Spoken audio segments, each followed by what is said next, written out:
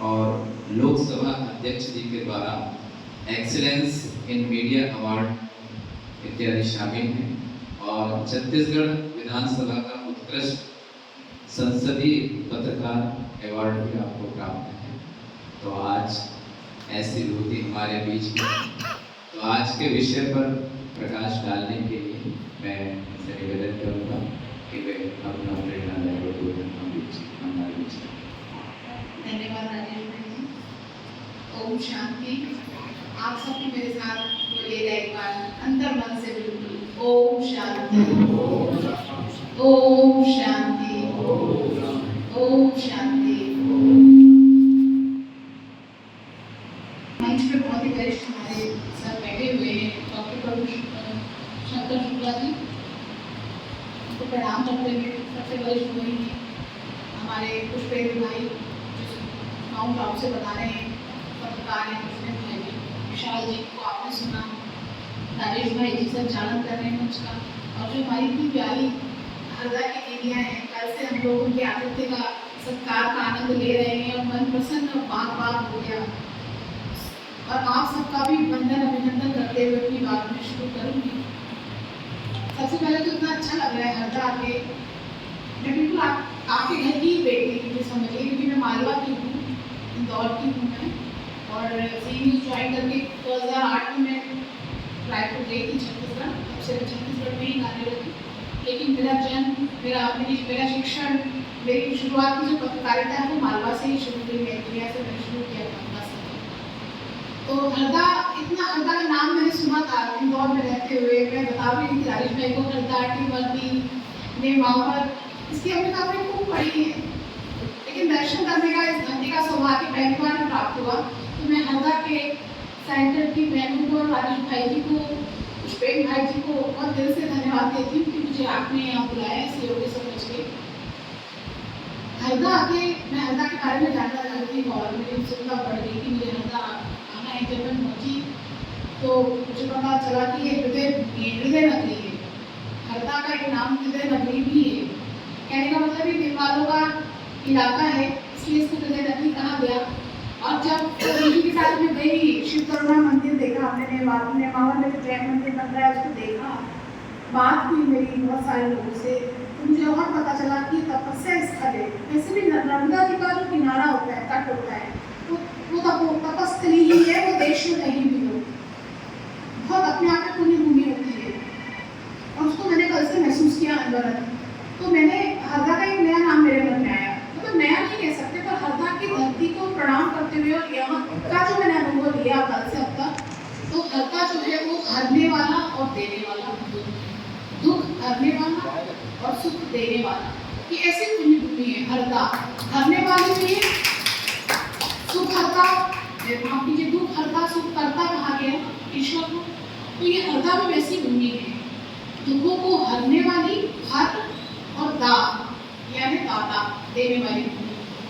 और मैंने पढ़ा भी कि बारिश यहाँ बहुत अच्छी होती है, और इस बारिश के कारण हमारा मालवा सब जो अंचल है वहाँ अगर पानी जो उपलब्ध है, अगर हरदा ना होता तो इस अंचल का क्या होता।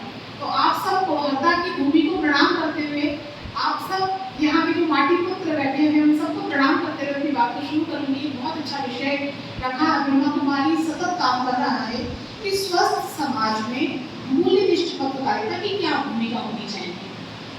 जब पुष्पेंद्र भाई से मेरी चर्चा हो रही थी तो मैंने कहा कि कभी कभी दुख होता है इस बात को देखकर कि अब पत्रकारिता को मूल्यनिष्ठ पत्रकारिता ऐसा कहना पड़ता है। जब हम कहते हैं ना कि हमें कुछ सुधारना है, समाज के लिए पत्रकारों का अगर प्रबोधन करना है, तो हमें लिखना पड़ता है मूल्यनिष्ठ पत्रकारिता।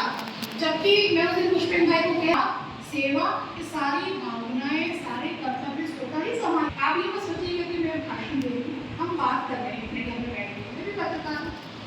तो अब उस समय आ गया है कि हमें पत्रकारिता के आगे अगर मूल्यनिष्ठ लिखना पड़ रहा है और चेतना फैलाने के लिए ये कहना पड़ रहा है कि मूल्यनिष्ठ पत्रकारिता की स्वस्थ समाज के लिए क्या भूमिका होगी, तो ये अलार्म है, अलार्म बज रहा है। और हम सबको इस अलार्म से जागने का समय है कि क्यों मूल्यनिष्ठ शब्द को अलग से जोड़ के उस पे तक फोकस करना पड़ता है। कथा में मैंने काम किया, हर माध्यम में मैंने काम कर दिया। अभी कुछ फोटोस कितने देखने लगे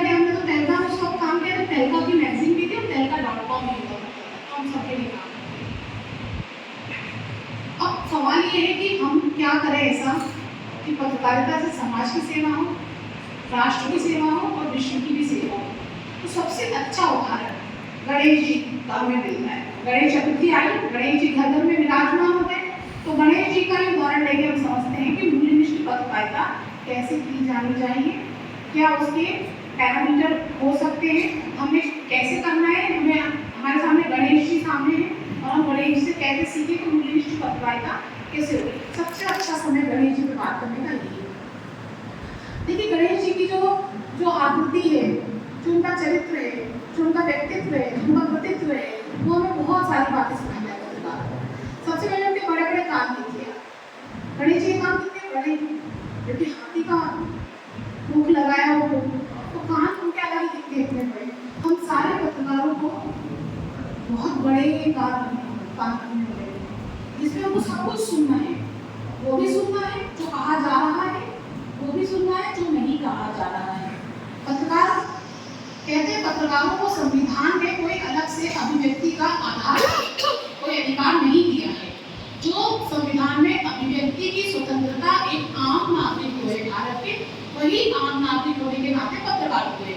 पत्रकारों के लिए कोई अलग से वहाँ उल्लेख नहीं है, लेकिन जो अभिव्यक्ति की स्वतंत्रता का अधिकार संविधान ने दिया, उस अभिव्यक्ति की स्वतंत्रता क्या होती है, अभिव्यक्ति क्या होती है, अभिव्यक्त क्या करना है, कैसे करना है, ये सब लोग नहीं जानते। जो समाज में बिल्कुल मुट्ठी भर गिने चुने लोग अभिव्यक्ति का अर्थ जानते हैं, अभिव्यक्ति करनी क्या है, कैसे करनी है, वही लोग पत्रकार हैं समाज में, जिन्हें खबर पकड़नी आती है, खबर सुननी आती है, खबर लिखनी आती है, खबर कहनी आती है, खबर फैलानी आती है, वही पत्रकार है। एक पत्रकार भी खड़ा है, 10 लोग और भी खड़े हैं, उन 10 लोगों को नहीं समझ में आएगा कि यहाँ क्या खबर है, लेकिन वो जो 11वां आदमी जो पत्रकार है वो पकड़ेगा वहाँ पर कि खबर क्या है। तो जो अभिव्यक्ति के विषयों को समझता हो, अभिव्यक्तियों के तरीकों को समझता हो, वो पत्रकार है।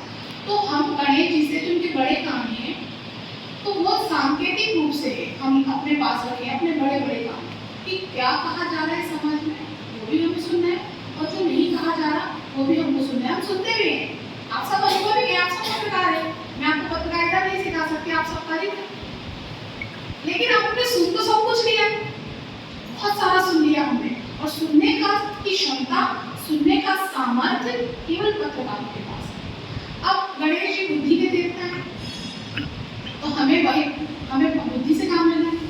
जब हमने अपने बड़े बड़े कानों से सब कुछ सुन लिया, गॉसिप भी सुन ली, गपशप भी सुन ली, काम की बात भी सुन ली, व्यर्थ भी सुन ली, अब बुद्धि के मंथन में हमको ये निकालना है कि स्वस्थ समाज के लिए कितनी उपयोगी बातें हमारे पास है।